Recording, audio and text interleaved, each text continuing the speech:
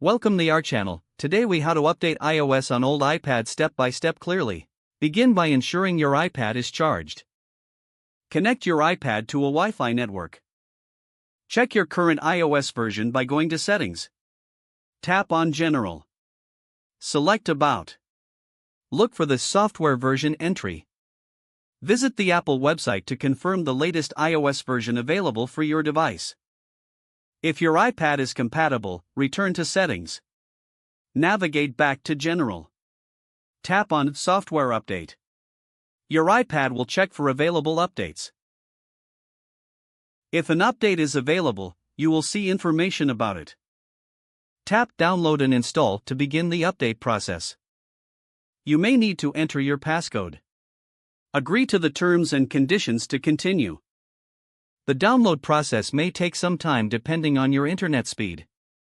Once downloaded, the update will prompt you to install. Tap Install to start the installation process. Your iPad will restart during the installation. Wait for the installation to complete. Once finished, your iPad will boot up with the new iOS version. Go back to Settings and verify the updated software version. Congratulations, you've successfully updated your old iPad. If the page does not load, refresh the browser or try again in a private or incognito window. Make sure you are using the correct email address, then retype it carefully to avoid small typos. If your password is not accepted, use the reset option and create a new strong password you can remember. Check your spam folder for verification or security emails, then complete any requested confirmation steps.